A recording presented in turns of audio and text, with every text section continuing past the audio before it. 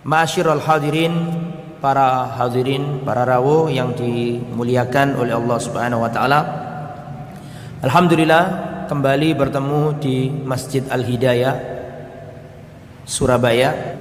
Pada kesempatan yang baik ini saya ingin menyampaikan materi yang insya Allah penting, yaitu Nabi Isa dan Maryam dalam akidah Islam. Yesus dan Bunda Maria dalam akidah Islam. Supaya kita tahu siapa sosok dua manusia mulia ini, Bunda Maria dan Yesus alaihi wassalam, Nabi Isa dan Siti Maryam. Ini perlu diketahui karena banyak orang yang salah dalam meyakini beliau berdua, yaitu Siti Maryam dan Nabi Isa alaihissalam. Di dalam Al-Quran nama Nabi Isa disebut 35 kali, dan nama Maryam, Bunda Maria disebut sebanyak 9 kali. Dan Siti Maryam satu-satu wanita yang namanya disebut dalam Al-Quran. Istrinya Nabi tidak ada satupun namanya disebut dalam Al-Quran. Istrinya Nabi Muhammad tidak ada.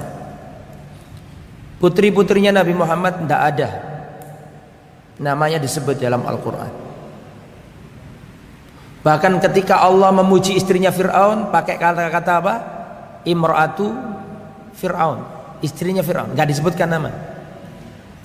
Khusus Maryam ini disebut namanya, sampai-sampai namanya dijadikan surat di dalam Al-Quran. Tidak ada nama wanita yang dijadikan surat dalam Al-Quran kecuali namanya Ibunda Maria atau Siti Maryam. Jadi nama Nabi Isa disebut 35 kali, sedangkan nama Maryam disebut berapa kali tadi? 9 kali. Baik Nabi Isa maupun Siti Maryam namanya lebih banyak disebut daripada nama Nabi di dalam Al-Quran, nama Nabi Muhammad dalam Al-Quran. Itu menunjukkan keduanya adalah manusia yang mulia. Tentang akidah terhadap Yesus atau Nabi Isa, manusia terbagi menjadi 3 golongan.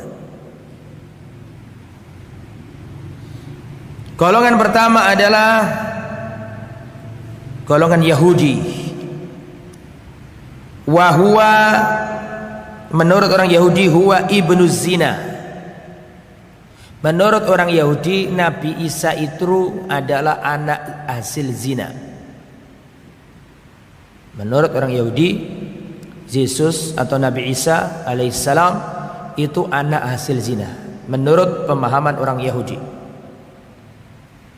Yang nomor 2, waqalatin nasara, menurut orang Nasrani, menurut orang Kristen, huwa ibnullah, beliau dianggap anaknya Allah, putranya Allah. Adapun kelompok yang nomor 3 adalah kelompok Islam, kaum muslimin. Mereka menjuluki Nabi Isa dengan 2 hal, Abdullah wa Rasuluh, hamba Allah dan utusan Allah. Kenapa kok 2? Kenapa pertama disebutkan hamba?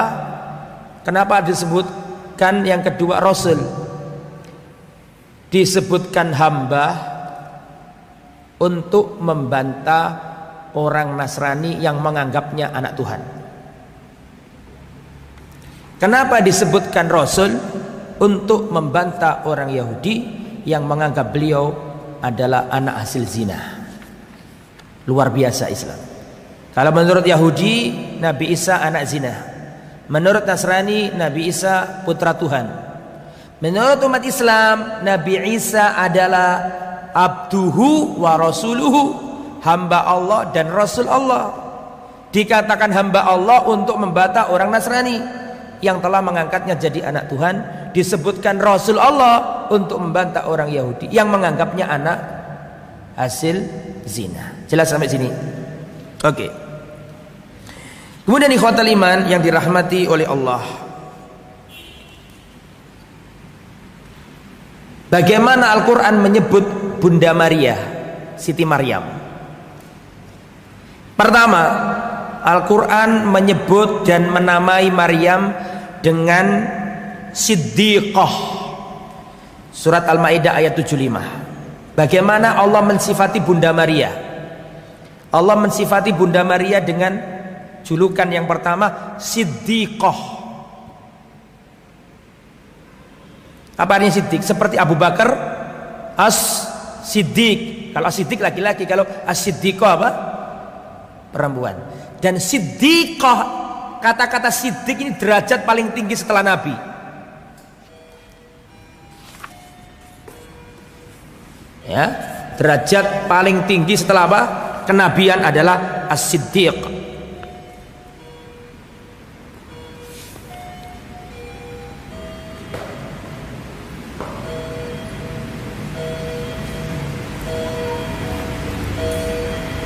Saya sampaikan di sini mana dalil bahwa Siddiq itu tingkatan di bawah kenabian? Dalilnya silakan ditulis.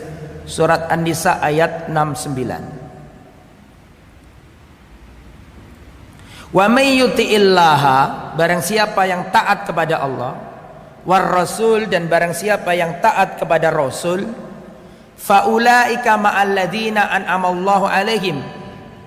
Siapa yang taat sama Allah, taat sama Rasul, mereka itu bersama orang yang dapat nikmat. Siapa orang dapat nikmat itu? Minan nabiyyin, dari kalangan para nabi, wasiddiqin, dan dari kalangan orang yang siddiq. Terus wasyuhada, dan para syuhada, wassalihin, dan orang-orang soleh. Lah, pertama disebutkan Allah para nabi, terus apa? Siddiq. Berarti menurut Al-Quran, Siti Maryam itu punya predikat di bawah kenabian. Bahkan ada ulama yang berpendapat bahwa Maryam itu nabiyah. Apa artinya nabiyah? Kalau nabi kan laki-laki, kalau nabiyah nabi perempuan. Nanti saya jelaskan, karena ada yang berpendapat Maryam itu nabi. Karena Allah datangkan malaikat Jibril menemui siapa? Maryam. Saya mau tanya, tolong dijawab. Pernah enggak malaikat Jibril berkata langsung kepada Maryam? Nanti kita kupas. Makanya sebagian ulama mengatakan bahwa Maryam itu apa? Nabi. Nanti kita jelaskan. Tetapi yang jelas Al-Quran menamai Siti Maryam dengan sebutan apa tadi? Siddiqah. Derajat nomor 2 setelah apa? Kenabian. Dalam sifat yang lain, surat At-Tahrim ayat 12, Allah mensifati Bunda Maria atau Siti Maryam dengan sebutan wa kanat minal qanitin. Dan ibunda Maria, Bunda Maryam, Siti Maryam termasuk orang yang qanitin. Qanitin itu orang yang lama ketaatannya, taat, tunduk, patuh, itu namanya qanit. Itu Al-Quran berbicara tentang Bunda Maryam atau Siti Maryam. Terus siapa Nabi Isa alaihissalam? Nabi Isa itu putra Maryam. Maka kita harus menasabkan Nabi Isa sebagaimana Allah menasabkan Nabi Isa kepada ibundanya. Menurut Al-Quran, Isa bin Maryam. Menurut Al-Quran, Isa bin Maryam. Isa, Yesus putra Maria, putra Maryam. Maka kita harus menjuluki Nabi Isa seperti yang Al-Quran menjuluki Nabi Isa. Maka kita harus menasabkan Nabi Isa sebagaimana Al-Quran menasabkan Nabi Isa. Allah menasabkan Nabi Isa kepada ibundanya. Maka kita pun harus mengatakan Isa bin Maryam. Kita pun harus mengatakan Yesus putra Bunda Maria, bukan Yesus putra Allah Subhanahu wa taala. Jelas sampai sini? Oke. Nah, kemudian kita kalau berbicara tentang Maryam, Siti Maryam dan Nabi Isa, harus kita berbicara tentang keluarganya dulu. Namanya keluarga Imran. Sampai-sampai dijadikan surat dalam Al-Quran Ali Imran. Ali itu artinya keluarga, family. Imran artinya nama orang. Ali Imran artinya keluarganya Imran. Imran itu siapa? Imran itu kakeknya Nabi Isa, kakeknya Yesus. Imran itu adalah kakeknya Nabi Isa. Berarti bapaknya Siti Maryam. Allah Subhanahu wa taala mengutamakan keluarga Imran ini. Mana dalilnya bahwa Allah mengutamakan keluarga Imran? Antum lihat surat Ali Imran ayat 23. Innallaha astafa Adama wa Nuhan wa ala Ibrahima wa ala Imrana alal alamin. Sesungguhnya Allah telah memilih Nabi Adam, Nabi Nuh, dan Allah memilih keluarganya Nabi Ibrahim, dan Allah memilih keluarganya Imran atas seluruh alam semesta ini. Itu dalil bahwa Allah memuji keluarganya siapa? Imran. Dan Imran ini nasabnya sampai ke Nabi Sulaiman bin Dawud. Sampai Nabi Dawud, sampai Nabi Sulaiman. Kan orang Yahudi kan, orang Bani Israel kan memegang apa? Nasab. Nasabnya Imran ini sampai Sulaiman bin Dawud. Sampai ke Nabi Sulaiman, sampai ke Nabi Dawud. Berarti berarti Maryam itu keturunannya Nabi Dawud, keturunannya Nabi Sulaiman. Jelas? Dan Nabi Isa nggak punya ayah. Nabi Isa nggak punya ayah. Manusia lahir di muka bumi ini ada 4 tipe. Silakan ditulis. Tipe yang pertama, ada orang yang diciptakan oleh Allah tanpa bapak, tanpa emak. Ini seperti Nabi Adam alaihissalam. Saya ulangi ya, penciptaan manusia ini ada 4 tipe. Tipe yang pertama, diciptakan tanpa bapak, tanpa emak. Contohnya Nabi Adam. Yang nomor 2, diciptakan dari laki-laki tapi tanpa perempuan. Siapa? Siti Hawa. Karena kan dia dari tulang rusuknya siapa? Nabi Adam. Dari laki-laki tapi nggak ada perempuannya, nggak ada ibunya, nggak ada. Yang nomor 3, diciptakan dari ibu atau dari melalui seorang ibu tapi tanpa bapak. Contohnya adalah Nabi Isa alaihissalam. Yang keempat, min dzakarin wa unsa, diciptakan melalui jalur bapak dan ibu. Ini siapa contohnya? Antum semuanya ini, ya kita ini. Itu yang nomor berapa? 4. Jadi ada tipe 4 tipe. Yang sedang kita bicarakan yang tipe berapa nih? Yang nomor 3, yang lahir dari rahim perempuan tanpa campur tangan laki-laki. Contohnya Nabi Isa alaihissalam. Jadi Allah Subhanahu wa taala, kembali ke materi, Allah Subhanahu wa taala memilih keluarganya Imran. Dalam riwayat dikatakan Imran ini ahli ibadahnya Bani Israel. Alim, orang baik, ahli ibadah. Punya istri, istrinya solihah, istrinya baik. Istrinya Imran ini Nazar. Nazar di dalam Al-Quran disebutkan, idh qalat imra'atu Imrana rabbi inni nadartu laka ma fi batni muharrara fataqabbal minni. Surat Al-Imran ayat 35.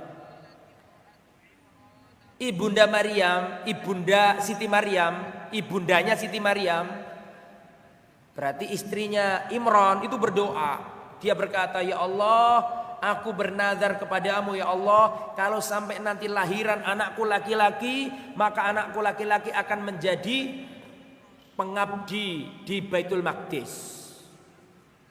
Anakku akan menjadi pelayannya Baitul Maqdis.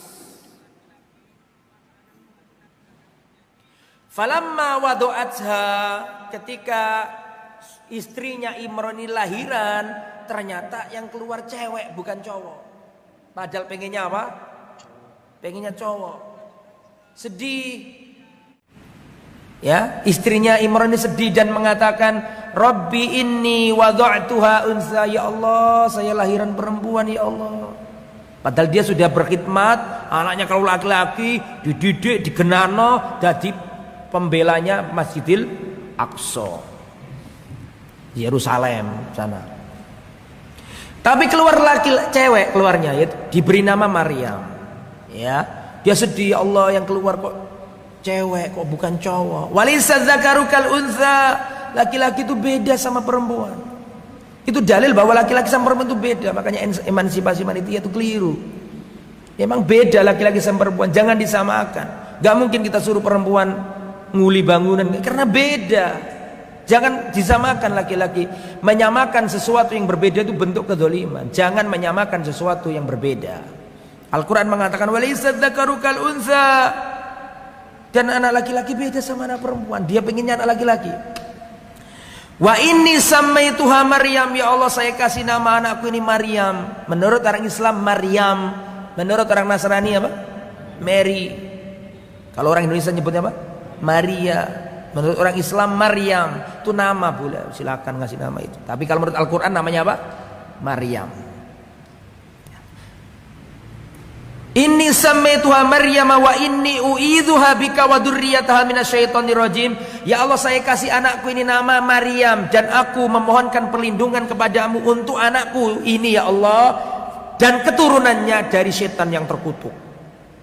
Jadi ketika lahiran Maryam itu, hari itu juga dikasih nama. Makanya boleh ngasih nama itu 7 harinya, boleh 1 hari langsung dikasih nama, nggak apa-apa.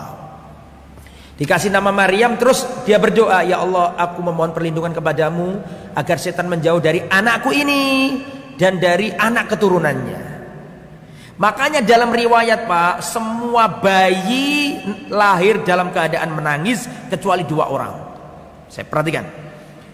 Ma min mauludin illa wasyaitanu, ya, tidaklah seorang bayi lahir kecuali setan itu mengganggunya, menyentuhnya. Makanya setiap bayi yang lahir menjerit nangis karena disentuh setan.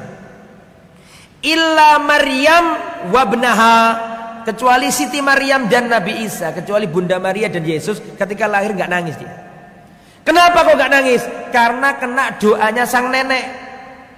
Istrinya Imran tadi itu loh, ketika lahiran, ya Allah, aku kasih nama Maryam dan aku memohon pertolongan kepadamu, perlindungan kepadamu ya Allah agar anakku ini dijauhkan dari setan. Makanya ketika lahir nggak nangis, Maryam nggak nangis lahirnya. Dan siapa tadi? Nabi Isa juga lahir nggak nangis. Surat Ali Imran 35 sampai 37 ada di Al-Quran semua ceritanya. Setelah itu Maryam ini diasuh sama Nabi Zakaria. Fataqabbalaha rabbuha biqabulin hasani wa ambataha nabatan hasana wa kaffalaha Zakaria. Maryam ini tumbuh menjadi seorang gadis yang dalam kebaikan, dalam lingkungan yang baik, keluarga yang baik, dan mereka mengundi siapa yang akan mengasuh Maryam. Dalam riwayat Imran itu wafat, gak sempat jumpa sama siapa? Maryam. Jadi Maryam ini yatimah. Ngerti yatimah enggak? Apa artinya yatimah? Kehilangan ayah, maksudnya ayahnya wafat, dia masih kecil. Akhirnya dipelihara oleh Nabi Zakaria. Lah Nabi Zakaria itu apa status kekeluargaannya dengan Nabi Isa? 2 versi riwayat. Ada yang mengatakan Nabi Zakaria ini adalah suami dari saudarinya Maryam. Maryam punya saudari, saudarinya itu nikah sama Nabi Zakaria. Riwayat yang kedua, Siti Maryam punya tante. dari pihak ibu, bule dari pihak ibu. Jelas sampai sini? Lah tantenya Siti Maryam itu dinikahi Zakaria. Dua versi. Versi pertama bahwa Zakaria ini suami dari saudarinya Maryam. Versi yang kedua, Zakaria ini adalah suami dari bibinya Maryam. Jelas nggak? Jelas ya? Dua versi. Sejak kecil dirawat sama Zakaria. Nabi Zakaria sendiri punya anak jadi nabi. Siapa namanya? Gak punya anak lama. Sudah sebe, sudah ubanan, lama gak punya anak. Dia berdoa di Baitul Maqdis. Hunalika da'a Zakaria rabba qala rabbi habli min ladunka dzurriyyatan thayyibah innaka sami'ud du'a. Ya Allah, aku pengen punya anak. Dikasih anak namanya Yahya. Makanya Nabi Yahya sama Nabi Isa itu sepupu. Anaknya bibik-bibik, ini bibik-bibik, sama-sama bibik punya anak. Berdasarkan riwayat yang bibik tadi. Jelas? Kerabat itu.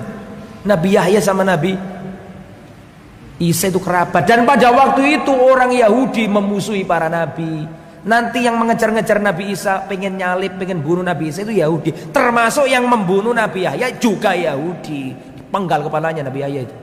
Di antara nabi yang wafat dibunuh oleh kaumnya Nabi Yahya. Termasuk Nabi Zakaria dibunuh, digergaji. Tapi kalau cerita itu beda, nanti ada sendiri. Ini cerita Nabi Isa dulu ini. Nah, kembali ke materi. Tumbuhlah Maryam dalam ketaatan, punya keluarga yang baik-baik, diasuh di Baitul Maqdis sebagaimana janjinya sang ibu tadi itu kan, berkhidmat Baitul Maqdis. Kemudian perhatikan, kullama dakhala alaiha Zakaria al-mihraba wajada inda rizqa. Setiap Nabi Zakaria itu masuk mihrab tempat di Masjid Al-Aqsa. Setiap Nabi Zakaria itu masuk ke mihrabnya Maryam. Dikatakan di sini wajada inda rizqa. Menjumpai di situ ada rezeki berupa buah-buahan. Buah-buahan musim panas di musim dingin dan buah-buahan musim dingin di musim panas. Bingung. Jadi Zakaria masuk ke mihrabnya Maryam, di situ ada buah-buah musim dingin padahal itu sedang musim panas. Dan pernah menjumpai buah-buah musim panas padahal itu musim dingin. Nabi Zakaria berkata, "Ya Maryam, anna laki hadza?" Loh, Maryam kok bisa ini? Dari mana? Li musim panas kok ada buah-buahan musim dingin? Ini musim dingin kok ada buah-buahan musim panas? Dari mana ini Maryam? Kata Siti Maryam, "Huwa min indillah." Ini dari Allah. Wali, karomahnya Maryam ini. Lihat surat Ali Imran ayat 37. Huwa min indillah, ini dari Allah. Waktu saya ke Masjidil Aqsa, kata guide-nya, disinilah dulu Siti Maryam, mihrabnya Siti Maryam. Wallahu alam, kita nggak tahu. Tapi yang jelas di komplek itu. Adapun A di sini itu wallahu alam. Tapi yang jelas tidak keluar dari apa? Komplek Masjidil Aqsa. Tapi di mana letaknya wallahu alam nggak ada dalilnya. Yang penting di daerah Masjidil Aqsa. Ada mihrabnya Maryam, ada mihrabnya Nabi Zakaria di sana. Ya, tapi ya kebenarannya wallahu alam, kita nggak tahu letak pasnya di mana, tapi yang jelas tidak keluar dari area itu. Oke. Setelah itu tambah menjadi wanita yang mulia, dapat karomah dari langit, dari Allah Subhanahu wa taala, kejadian aneh-aneh, wanita solihah, perawan suci. Mana dalilnya bahwa Siti Maryam itu dipilih Allah? Dalilnya surat Maryam ayat 43. Mohon maaf, surat Ali Imran ayat 42-43.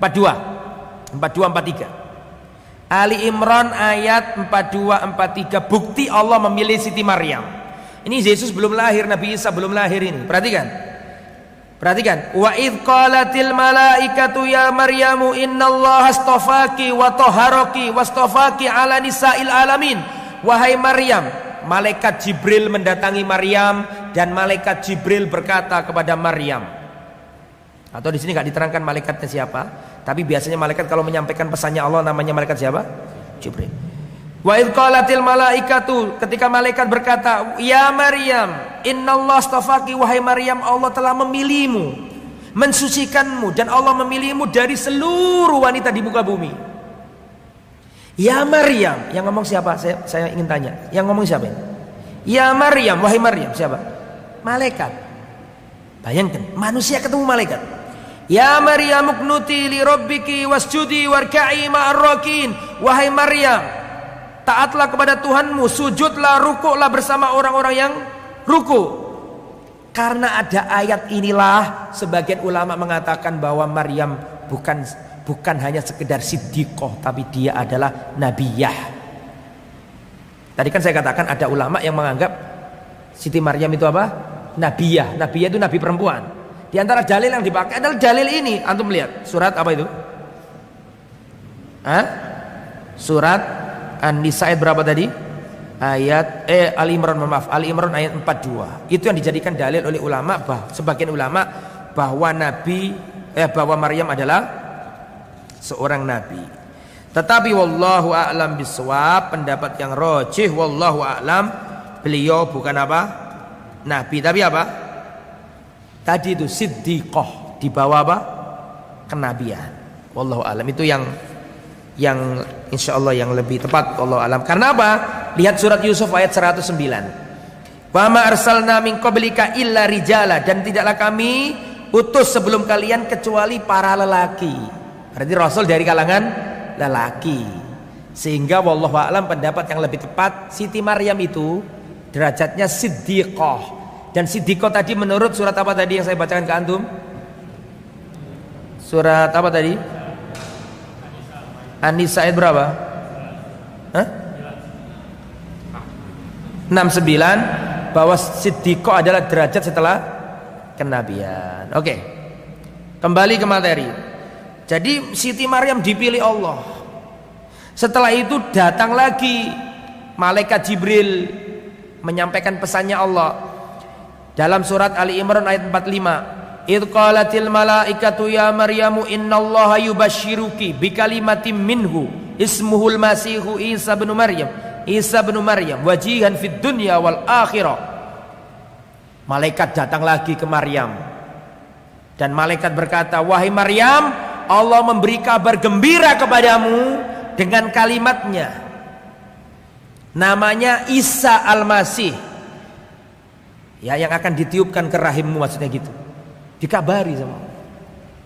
Kabar gembira dipilih. Rahimnya dipilih oleh Allah untuk ruhnya Allah, yaitu yang namanya siapa tadi? Nabi Isa alaihissalam.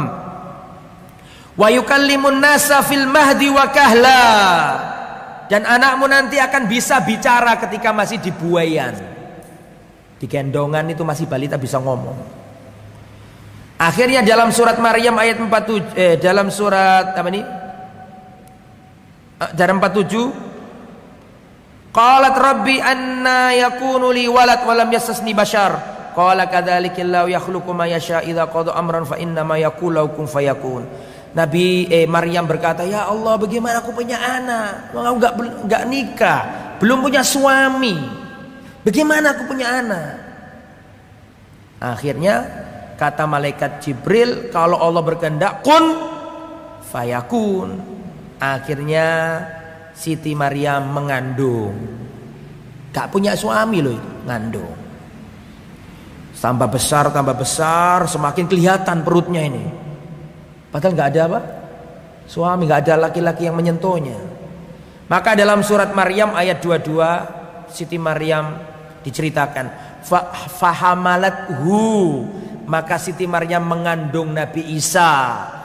Fantabadat bihi makanan qasiyah, ketika sudah hampir melahirkan mencari tempat yang jauh. Ya kan takut digosipin sama orang-orang, lu gak punya suami kok punya anak. Maka Siti Maryam pergi ke tempat jauh, dalam aku dikatakan ke arah timurnya Baitul Maqdis, menyingkir dari kampungnya ke arah timurnya Baitul Maqdis. Kalau antum pernah ke Masjidil Aqsa akan tergambar nanti. Jadi Masjidil Aqsa itu menghadap kemana? Timur, barat, selatan, kemana? Masjidil Aqsa itu loh, menghadap ke timur, selatan, barat, atau kemana? Menghadap ke kiblat. Ya, menghadap ke kiblat, Pak, mungkin kemana? Kalau Masjidil Aqsa itu ada di utaranya Madinah, berarti Masjidil Aqsa itu kemana? Kiblatnya ke selatan. Jadi Masjidil Aqsa, Masjid Nabawi sama-sama menghadap ke arah selatan karena Ka'bahnya ada di selatan. Lah jadi menghadap ke arah selatan. Lah Siti Maryam menyingkir ke arah apa? Timur. Karena mengandung tadi itu, menjauhi warga supaya tidak ada yang berpikiran ini gak punya suami kok punya anak kan gitu. Fa'aja'ahal makhadu ila jid'in nakhla, karena semakin kontraksi nih Siti Maryam semakin gak kuat karena sakit mau melahirkan. Akhirnya beliau duduk di pangkal pohon kurma. Di pohon kurma tuh dia bersandar. Kelelahan zaman itu ya, gak ada bidan pada itu. Ya maksudnya menjauh dari bidan karena dia gak ingin ada orang tahu. Qalat ya laitani mitu qabla hadza wa kuntu nasyan mansiya. Saking sakitnya tuh Siti Maryam, sampai Siti Maryam mengatakan seandainya saja aku lupa dan dilupakan, seandainya aku mati sebelum ini semua. Saking sakitnya tuh. Tiba-tiba datanglah malaikat Jibril untuk kesekian kalinya. Fanadaha, ya, malaikat gak diterangkan di sini ya. Fanadaha min tahtiha ala tahzani qad ja'ala rabbuki tahtaki sariya. Hei Maryam, jangan takut, jangan gelisah. Ya, sesungguhnya Allah buatkan untukmu di bawahmu ada sungai yang mengalir.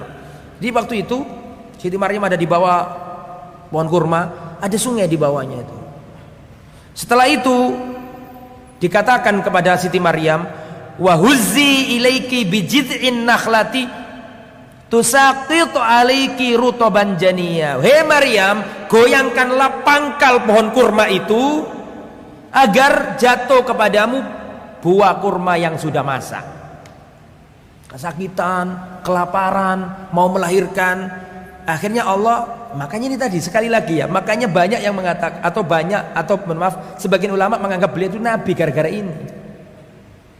Allah katakan kepadanya, goyangkanlah apa tadi? Pangkal pohon kurma agar jatuh buah kurma yang masak. Ini banyak pelajaran. Satu, tetap disuruh usaha meskipun sebenarnya nalar manusia itu mengatakan nggak mau. Coba bayang, wong hamil wetenge gede suruh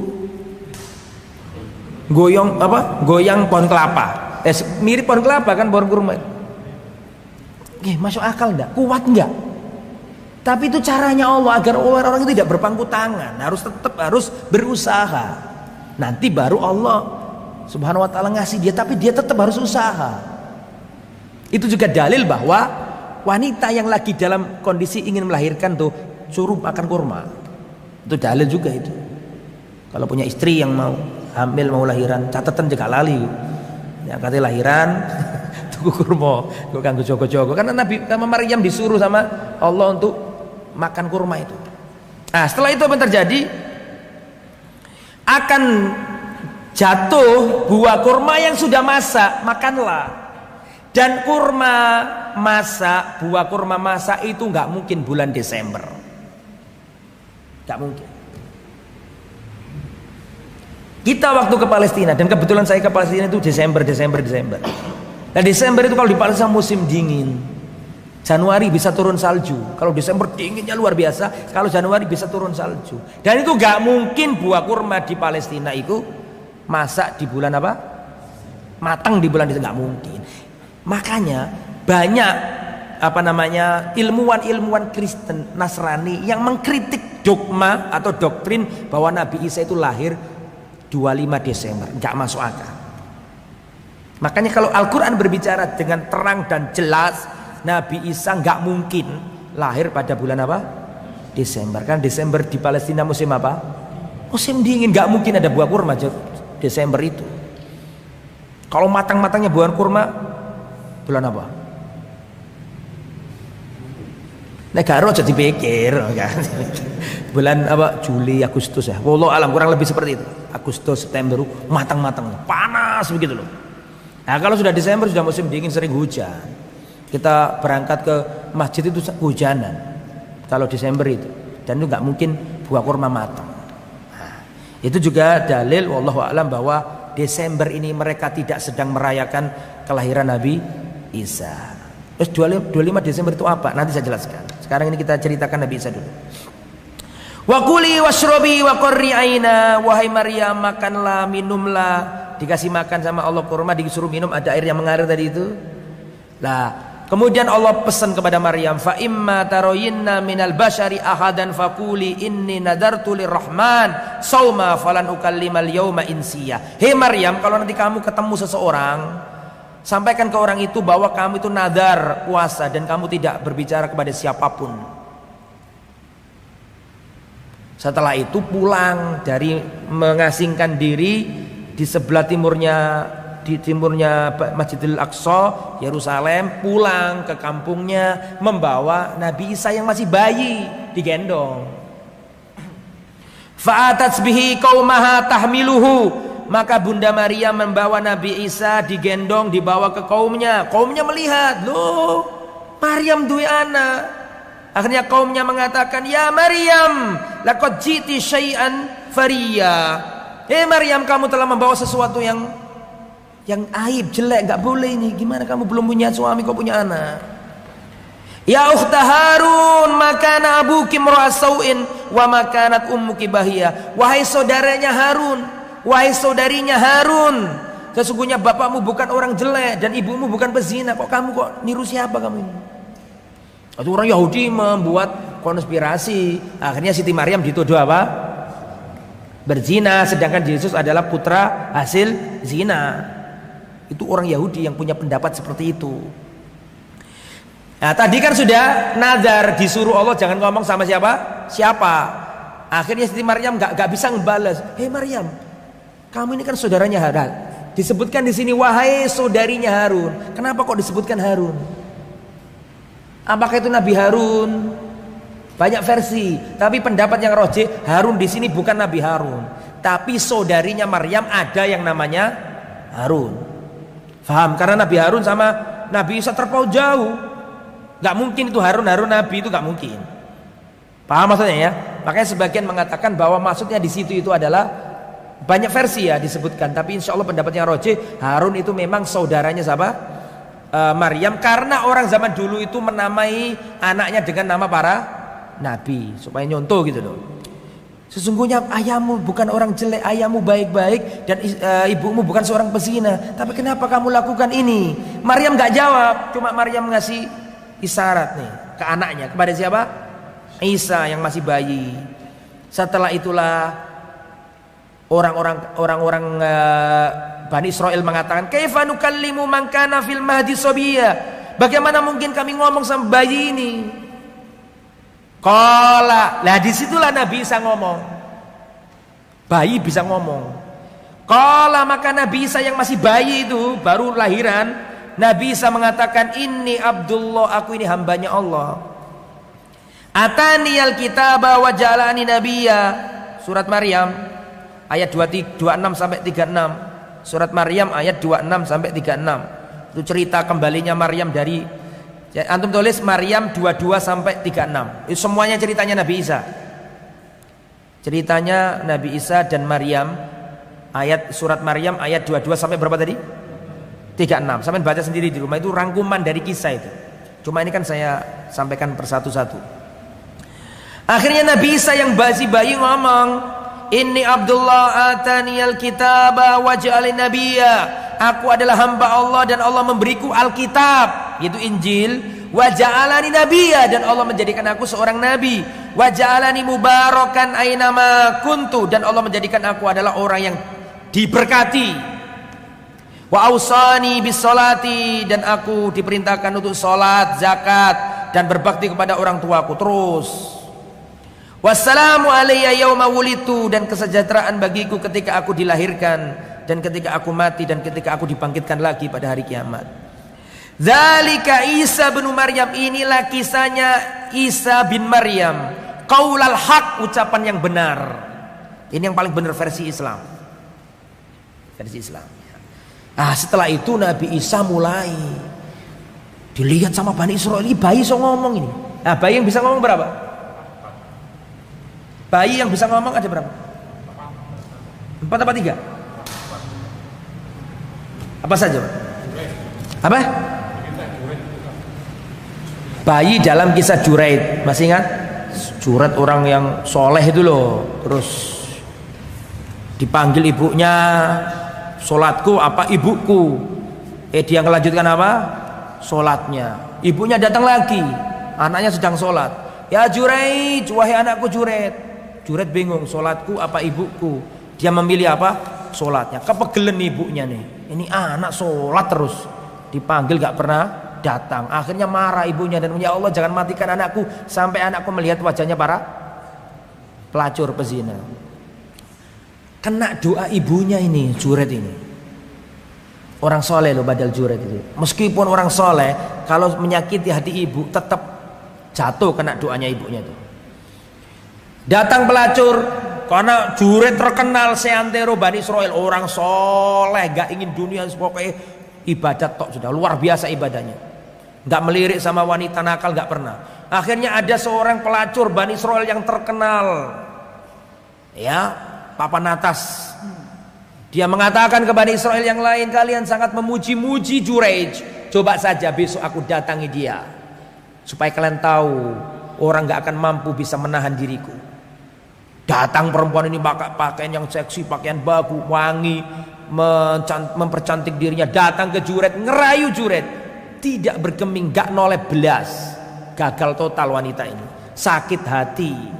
Dia takut reputasinya sebagai papan atas tergantikan karena gak mampu menaklukkan siapa? Jureid. Membuat propaganda. Kan malu kalau gak bisa menaklukkan laki-laki. Dia mendatangi tukang gembala, dirayu diajak zina. Tukang gembala, gak kena Jureid, kena tukang gembala. Akhirnya wanita ini punya anak dari tukang gembala itu. Sudah jadi bayi, ngomong sama warga Bani Israel, kalian sangat mengeluh-ngeluhkan Jureid. Nih anaknya Jureid, aku lahirkan anaknya Jureid. Kalian sangat mengagung-agungkan Jureid. Ini buktinya dia zina sama aku. Ini anaknya nih, belum nikah. Akhirnya orang marah, semua mendatangi Jureid. Ibadahnya dirobohkan, Jureid dipukuli, berdarah-darah.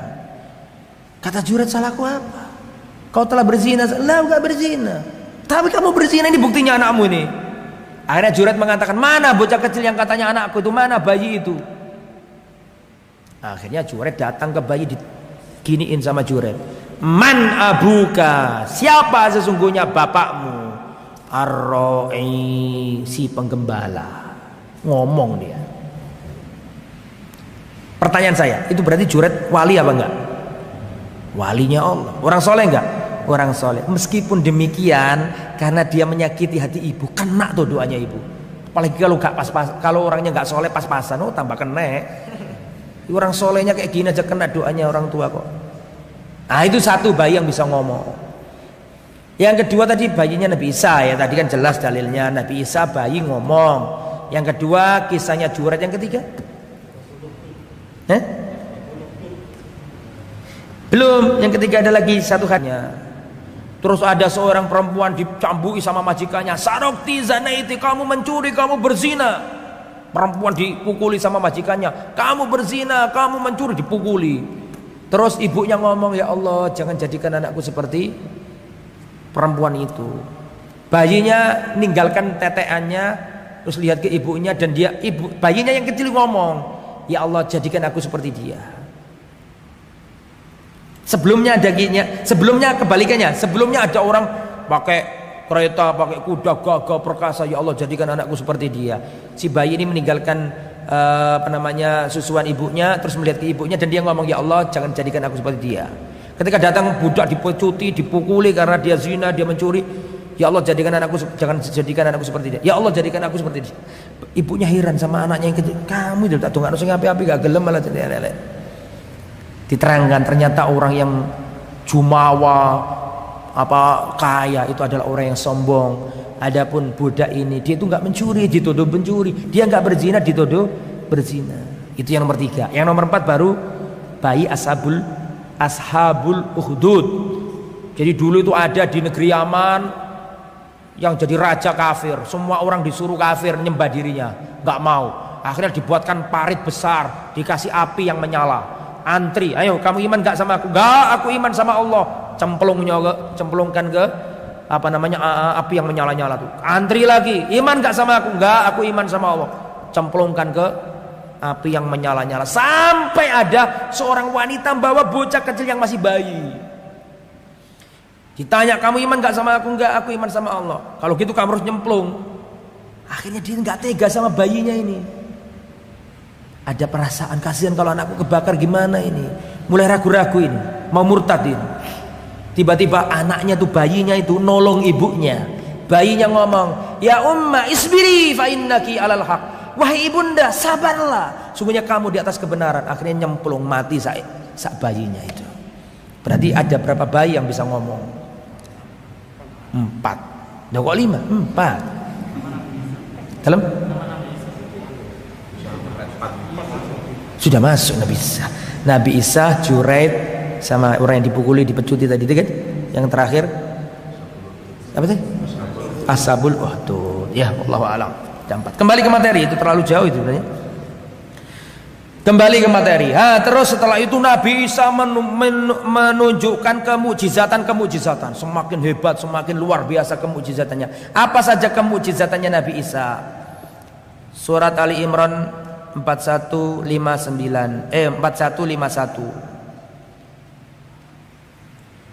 49 sampai 51. Wa rasulan ila bani Israil, rasul bagi ini Israel, anni qad ji'tukum bi ayatin mir rabbikum inni akhluqu lakum minat tini ka hayati tayri fa anfukhu fihi fayakunu tayran bi idznillah. Jadi Nabi Isa ini membuat burung dari tanah liat, terus ditiupkan ruh hidup dengan izin Allah. Kemudian Nabi Isa bisa menyembuhkan orang yang bisu sejak bayi. Nabi Isa juga bisa menyembuhkan orang yang kena penyakit lepra atau sopa, dan bisa menghidupkan orang mati.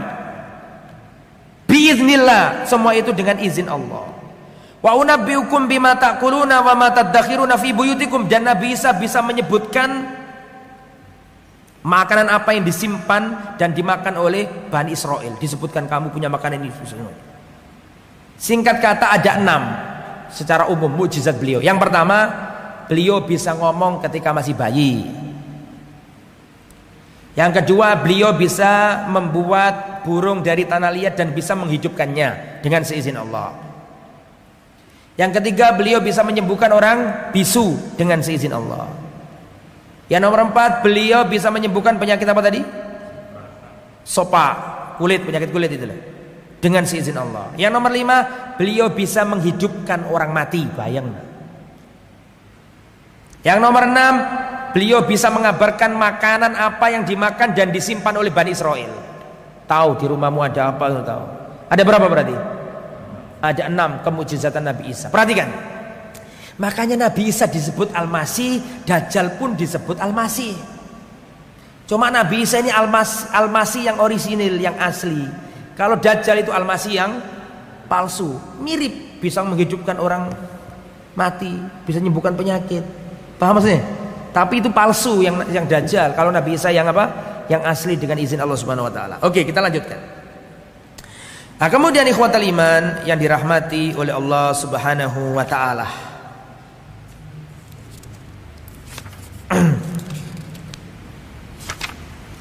Setelah itu, setelah Nabi Isa alaihissalam semakin dewasa, mempunyai mukjizat-mukjizat, Danau Tiberias dalam keyakinan orang Nasrani itu dulu dipakai Nabi Isa untuk ngasih orang Nasrani, dikasih beliau bisa berjalan di atas air, beliau menyembuhkan orang sakit itu di daerah Tiberias, sekarang di Palestina. Setelah itu Nabi Isa berdakwah. Apa yang didakwakan Nabi Isa? Yang didakwakan Nabi Isa itu surat Ali Imran 51. Innallaha rabbi wa rabbukum fa'budu. Sesungguhnya Allah itu Tuhanku dan Tuhan kalian semuanya, fa'buduhu, sembahlah Allah saja. Hada siratum mustaqim, ini adalah jalan yang lurus. Jadi intinya dakwanya Nabi Isa dakwah apa berarti? Tauhid. Nah, akhirnya berdakwah dengan mukjizat-mukjizat yang dimiliki Nabi Isa. Nabi Isa banyak pengikut, teman setia. Teman setianya Nabi Isa namanya apa? Hawariyun. Hawariyun itu teman setia. Ya, Nabi Isa punya hawariyun, teman setia. Kemudian hawariyun itu minta bukti kalau Nabi Isa itu adalah nabi, minta bukti. Beda dengan sahabatnya Nabi Muhammad, nggak pakai bukti, iman semuanya. Bahkan Abu Bakar As-Siddiq mengatakan apa? Isra Mi'raj itu lah. Muhammad bisa terbang ke Sidratul Muntaha. Kata Abu Bakar, jangankan itu, lebih dari itu, kalau yang ngomong Muhammad saya iman. Kan gitu kan?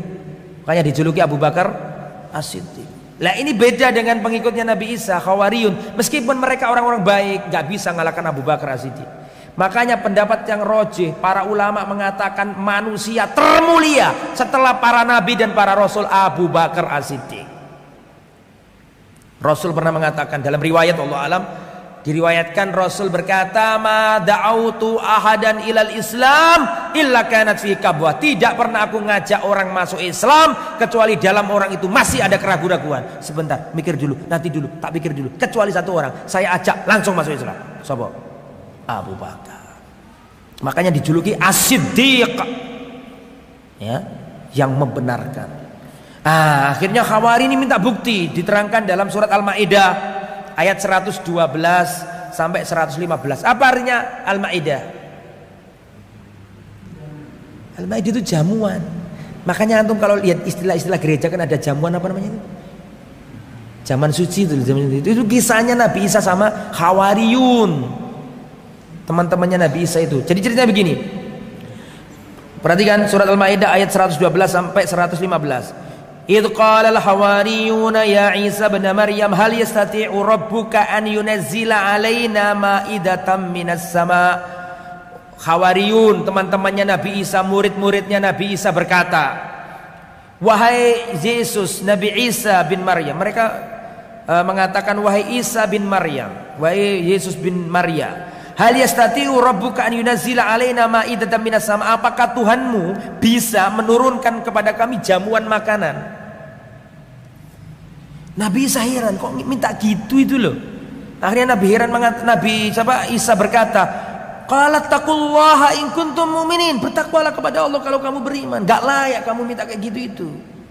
Qalu, Khabariyun berkata, nuridu an naqula minha wa tatma'inna qulubuna wa na'lama an qad sadaqtana wa nakuna 'alaiha minasyahidin.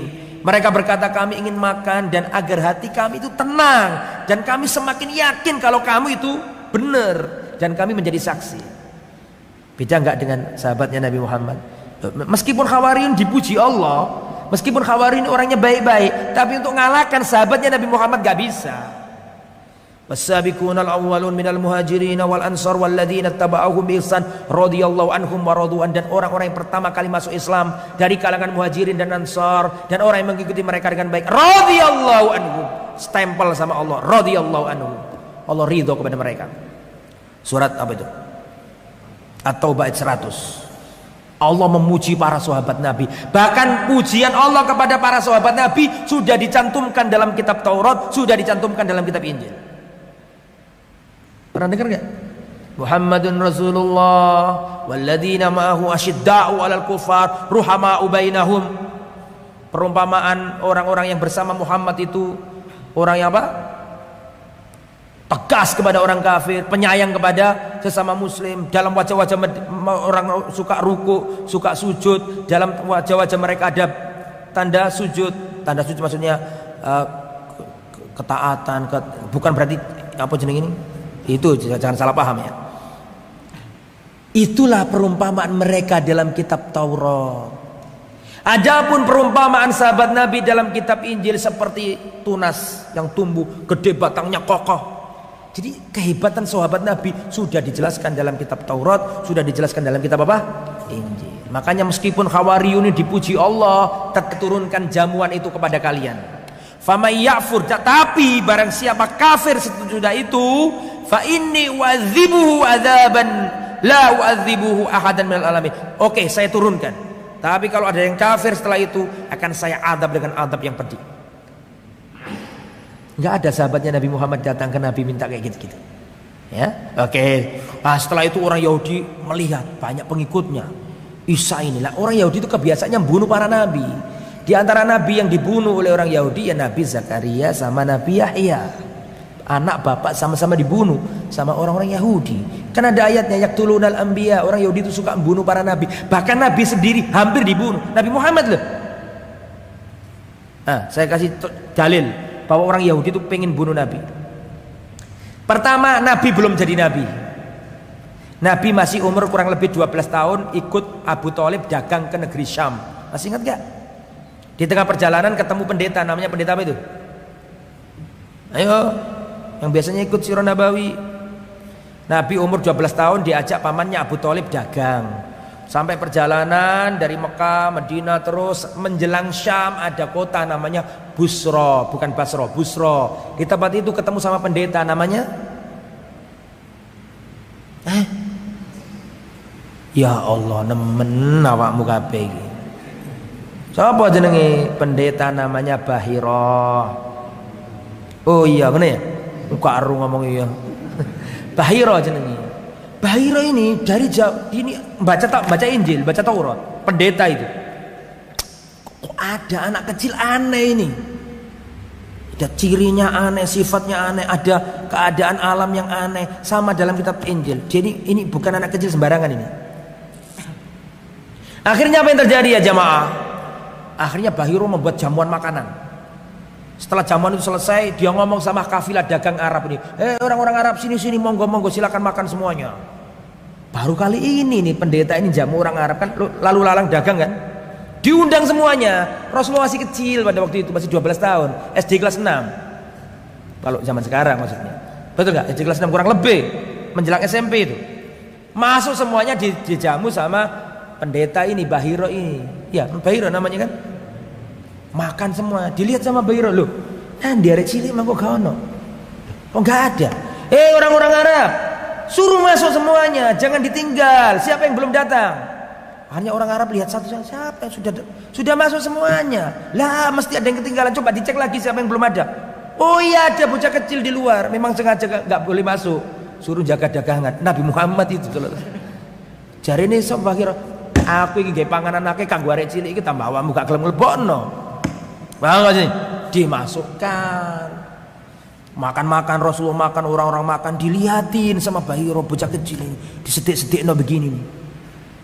Ya, loh, kok koyok nabi arek cilik bakal jadi nabi ini. Akhirnya Bahira ngomong, orang Arab, siapa bocah kecil ini? Karena dia punya pengetahuan yang tidak diketahui orang Arab lainnya itu. Sopo bocah cilik iki? Jari Abu Thalib, anakku. Ibni, ini anakku. Jari Abu Thalib. Karena sejak kecil ikut Abu Thalib.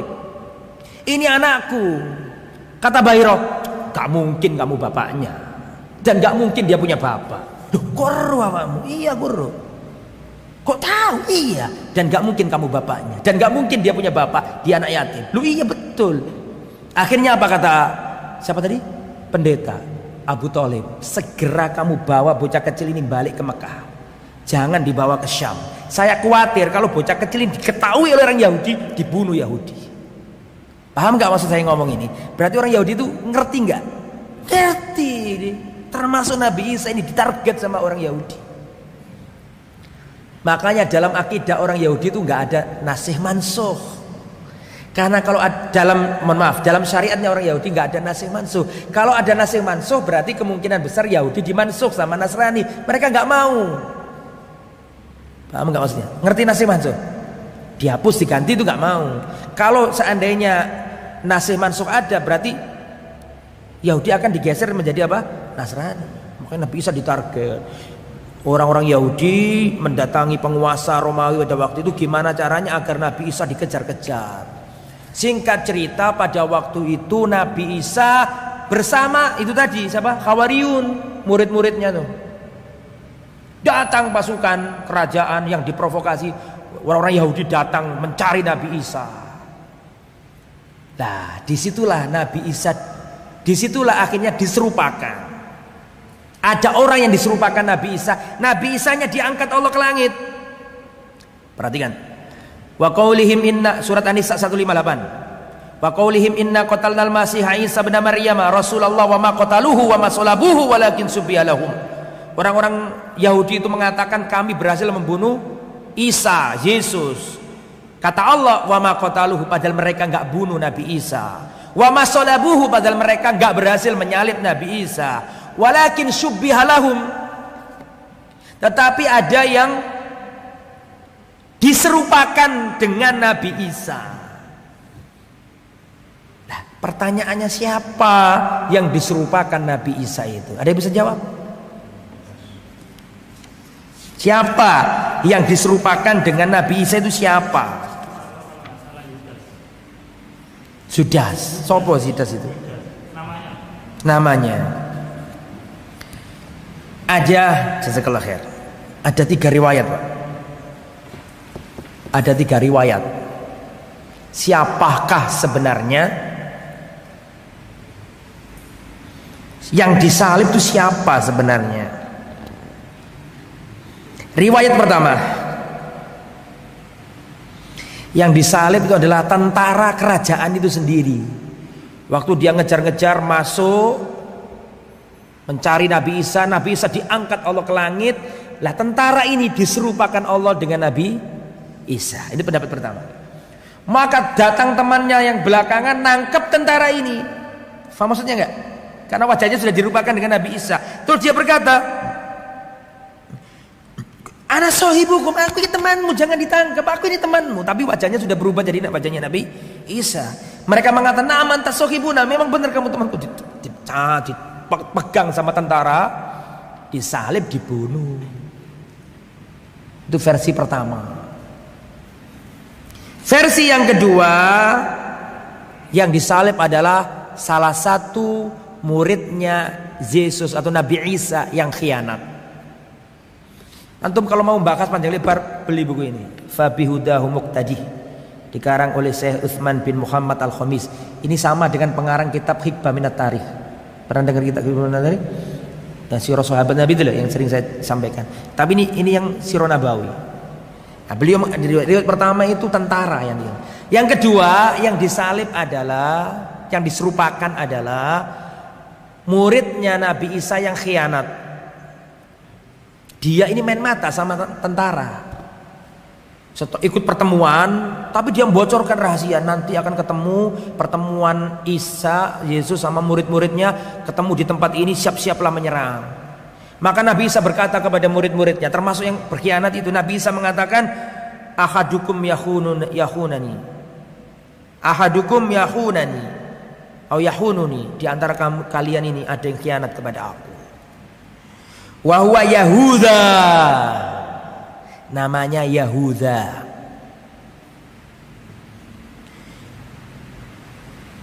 Isriyuti, repot imoconi. Mungkin Iskariot itu mungkin ya. Iya, ini bahasa Arab agak sulit bacanya.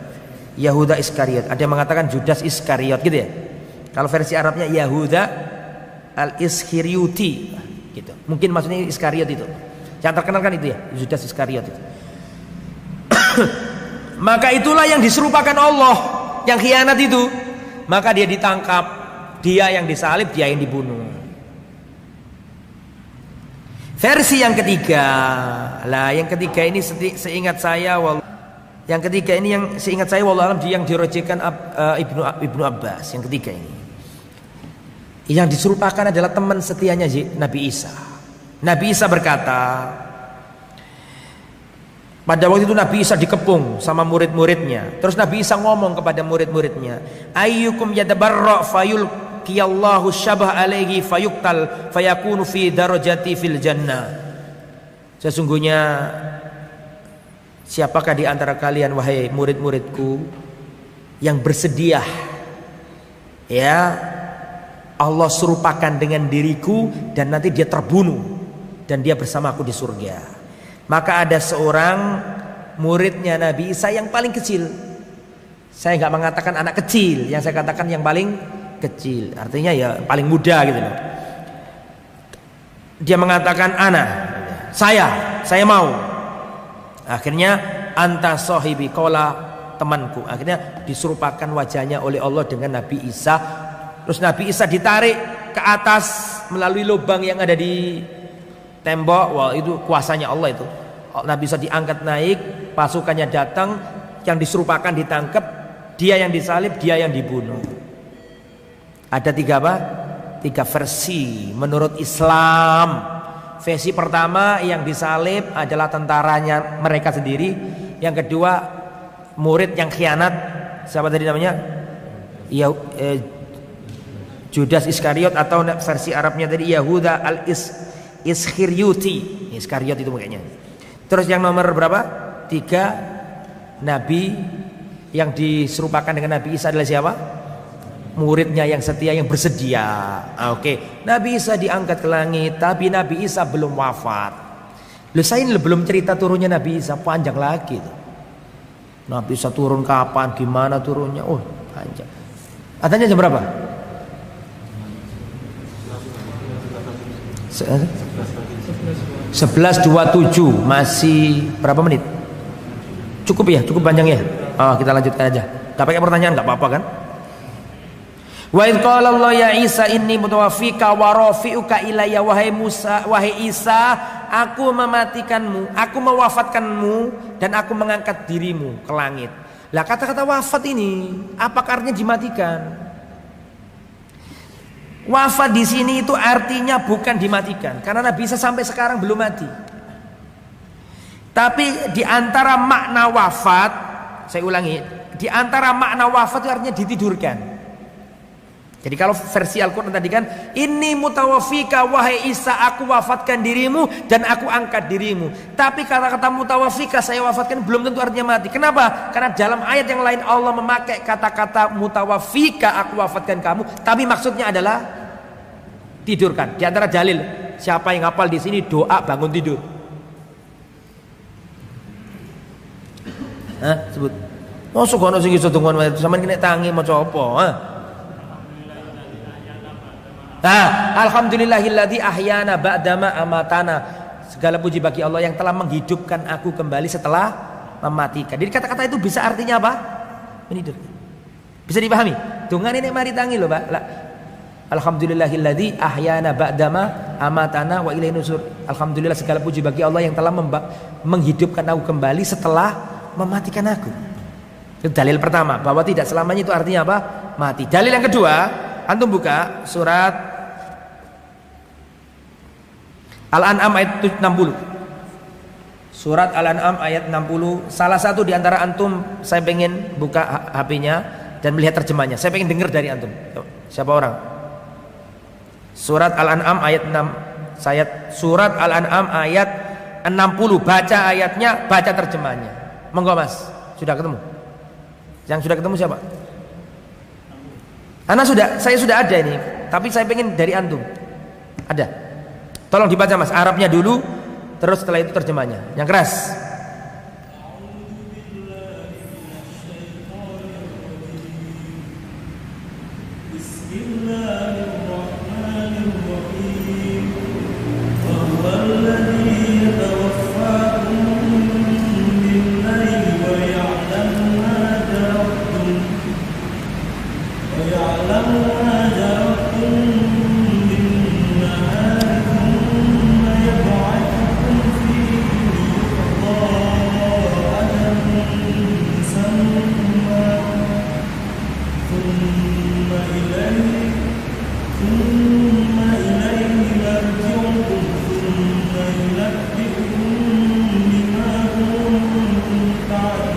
Oke, terjemahkan Mas.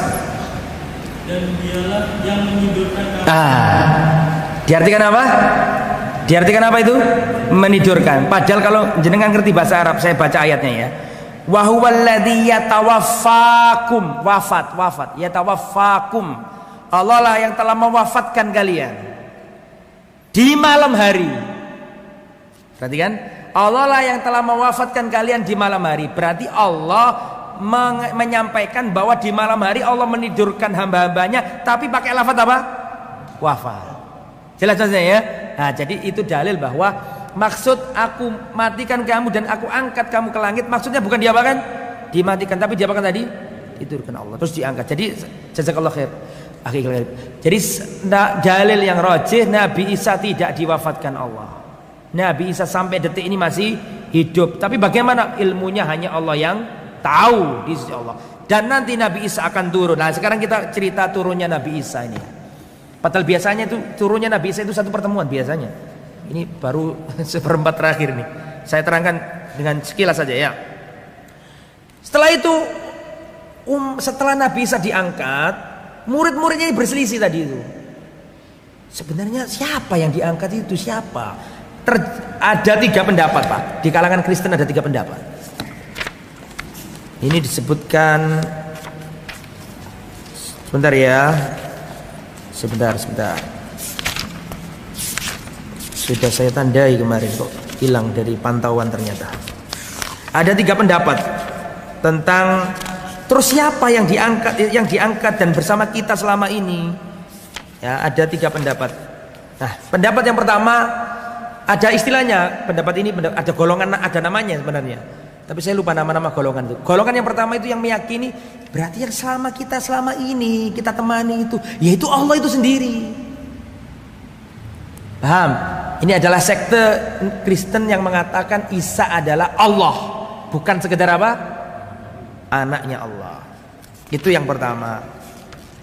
Kemudian versi yang kedua adalah berarti yang selama ini bersama kita adalah Ibnullah, anaknya Allah. Itu versi yang kedua.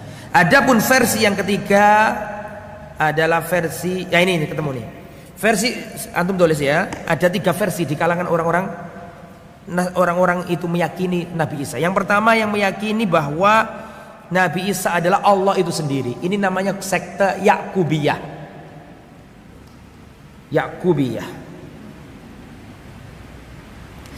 Sekte yang kedua Nasturiyah, yaitu yang mengatakan bahwa berarti yang selama ini yang sama kita yang diangkat itu adalah anaknya Allah. Itu Nasturiyah. Seperti sekarang ini yang beredar ini pendapat apa? Nasturiyah. Adapun yang terakhir, jadi pengikutnya Nabi Isa berselisih. Jadi 3 kelompok mengatakan Allah, yang kedua anak Allah, yang ketiga ini yang benar, yang tauhid. Yang ketiga ini yang mengatakan selama ini yang ikut sama kita itu Rasulnya Allah. Dia itu adalah hamba dan Rasulnya Allah, tapi Allah angkat ke langit. Iya. Lah terus Injil itu ditulis puluhan tahun bahkan ratusan tahun setelah Nabi Isa wafat. Sanadnya mungkotek, terputus jauh. Nah, makanya antum kalau membaca Injil dan nggak usah baca ya, lafaz-lafaz yang dipakai itu lafaz-lafaz periwayatan. Contoh, ketika Yesus disalib, Yesus berkata, Eli, Eli, lama sabachthani. Eli, Eli, Tuhanku, Bapakku, kenapa kau tinggalkan aku? Sebelum disalib ngomong gitu. Pertanyaan saya, ketika Yesus disalib, Yesus berkata, Eli, Eli, lama sabachthani. Saya mau tanya, si ngomong siapa? Yang menyaksikan. Antum paham nggak? Nggak mungkin Allah loh. Kalau Allah kan harusnya melalui Nabi Isa. Nabi Isa sendiri enggak. Nabi Isa malah diceritain di sini. Loh, siapa sih ngomong ini? Embo. Makanya yang ngomong nggak hanya kita umat Islam, sarjana Kristen itu sendiri ngakui bahwa Injil yang beredar itu bukan kalam Allah, bukan kalamnya Yesus, tapi ini periwayatan, kayak hadis gitu loh Pak. Gitu pun nggak jelas apa perawi ini. Ono macam-macam, ono Barnabas, ono apa jenis, ono versi ini, versi wakil versi ini. Al-Quran sak donya bahasai beraneka ragam, Quran ini tetap siji bahasa Arab. Gak sedota adik, dihilangi satu huruf konangan. Al-Quran. Ini kalau Injil ini dari satu versi ini aja diterjemahkan, nanti terjemahannya sedang mengalami apa? Perubahan. Nilai rasanya beda antara terjemahan Brazil dengan terjemahan apa? Bahasa. Karena sudah terjemahan. Kalau menurut mereka ini Injil versi bahasa Indonesia, ini Injil versi Brazil, ini Injil versi bahasa Arab, ini Injil versi bahasa Inggris. Kalau Al-Quran nggak ada versi, Al-Quran satu versi bahasa Arab. Kalau nggak bahasa Arab bukan Quran. Betul apa enggak? Yang lain itu namanya terjemahan dari Al-Quran. Paham ya? Tapi kalau Al-Quran nggak ada versi, satu tok versinya, yaitu bahasa Arab, gitu ya. Oke. Lah nanti Nabi Isa akan diturunkan Allah kembali. Saya terangkan singkat saja karena waktu juga sangat pendek. Nabi Isa akan turun lagi ke muka bumi. Orang Nasrani juga meyakini Nabi Isa turun, tapi berbeda dengan kita. Perhatikan, Nabi Isa nanti akan turun. Turunnya di mana? Di Menara Putih, sebelah timurnya kota Damaskus. Turun Nabi Isa, tangannya memegang kedua kepakan apa? Sayap malaikat. Turun ke Damaskus nanti. Pada waktu itu kaum muslimin sedang memerangi Dajjal. Di antara pendapat mengatakan yang memimpin pasukan itu Imam Mahdi. Di Masjidil Aqsa ngimami sholat subuh, datang Nabi Isa Al-Masih. Ketika orang kaum muslimin melihat Nabi Isa datang, mereka langsung menyuruh Nabi Isa ngimami. Nabi Isa nggak mau. Tetap imamnya adalah kalian. Perhatikan. Itu menunjukkan pasukan Islam akhir zaman itu orang yang ngaji semua. Makanya ketika Nabi Isa turun, mereka langsung apa? Kenal, mempersilahkan. Dan Nabi Isa itu punya ciri, tandanya apa Nabi Isa itu? Ganteng, antara merah sama putih. Wajahnya itu kulitnya loh, putih merah. Merah ke putih-putihan, putih ke merah-merah. Rambutnya Nabi Isa itu klemis, seperti orang baru keluar dari kamar mandi, klemis. Kayak nates apa? Air. Nabi Isa alaihissalam mirip sahabat Nabi Urwah bin Mas'ud. Rasulullah mengatakan, aku ketemu Isa bin Maryam, dan yang paling mirip dengan Nabi Isa, sahabat Nabi yang paling mirip, wajahnya mirip sama Nabi Isa, Urwah bin Mas'ud. Itu juga dalil bahwa Nabi Isa itu ketika nanti akhir zaman datang tidak membawa syariatnya sendiri, tapi beliau jadi makmumnya Imam Mahdi atau imam orang soleh pada waktu itu. Itu dalil bahwa nanti Nabi Isa ikut syariatnya Nabi apa? Siapa? Nabi Muhammad. Dan nanti Nabi Isa berhasil membunuh Dajjal di Babul Lud, di gerbang Lud yang ada di Yerusalem. Kota akhir zaman itu, Palestina itu. Yerusalem itu sama Yordania itu sekitar itu negeri akhir zaman itu. Ketika Dajjal ketemu Nabi Isa, ini masih yang asli sama ketemu sama masih yang kan Dajjal Al-Masih, Isa Al-Masih, betul apa enggak? Ini palsu, ini yang asli ketemu. Ketika ketemu langsung leleh Dajjal. Seperti garam masuk apa? Air. Ya Nabi Isa nanti memimpin peperang akhir zaman. Dan Nabi Isa itu hidup di dunia berapa tahun setelah itu? Khilaf pendapat para ulama. Kalau saya sebutkan panjang ya, tapi intinya ada dua riwayat. Karena ada dua hadis. Hadis pertama, Nabi Isa akan hidup di bumi nanti setelah turun itu 7 tahun. Tapi ada riwayat yang lain mengatakan Nabi Isa itu di buka bumi 40 tahun. Sama-sama sahihnya hadisnya. Terus gimana cara merojihkannya? Ada yang tahu? Ada yang bisa? Cara merojihkan seperti ini, cara komprominya. Nabi Isa itu 40 tahun benar. Itu total ketika dulu sebelum diangkat dengan dimatikan Allah 40 tahun. Tapi kalau setelah diturunkan itu berapa? 7 tahun. Berarti Nabi Isa diangkat oleh Allah umurnya berapa? Berapa? 33 tahun. Itu yang pendapat yang paling tengah, paling roje, yang kuat. Di antara dua riwayat ini berarti Nabi Isa dulu diangkat umurnya 33 tahun, ketika diturunkan 7 tahun hidup di dunia. Setelah itu 40 tahun Allah wafatkan beliau. Sehingga tidak ada kontradiktif di situ. Karena lafaz yang 40 tahun itu Nabi Isa hidup di muka bumi 40 tahun. Tapi lafaz yang 7 tahun itu Nabi Isa hidup setelah diturunkan berapa? 7 tahun. Berarti kalau dikompromikan berarti dulu diangkat ketika usianya berapa? 33. Turun Nabi Isa. Nah, apa saja yang dilakukan Nabi Isa nanti? Yang pertama, yaksirus solib. Nabi Isa akan mematahkan salib-salib. Yang kedua, wa yaqtulul khinzir. Nabi Isa akan membunuh babi-babi. Wa yadu al jizyah. Nabi Isa akan menghapuskan jizyah. Dan memenuhi bumi dengan apa? Keadilan.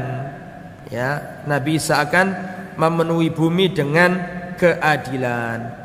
Walladzi nafsi biyadihi la yusyikanna an yanzila fikum ibnu Maryam.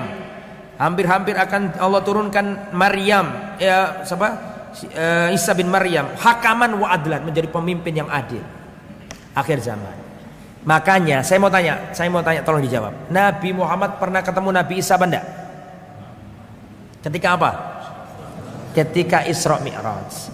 Makanya sebagian ulama mengatakan bahwa sahabat Nabi yang sahabat Nabi yang paling lama dan belum wafat sampai hari ini Nabi Isa. Sebagian ulama mengatakan Nabi Isa itu sahabat Nabi Muhammad. Kenapa? Antum tahu gak definisinya Nabi? Definisinya sahabat? Mas Yusuf, apa definisi sahabat?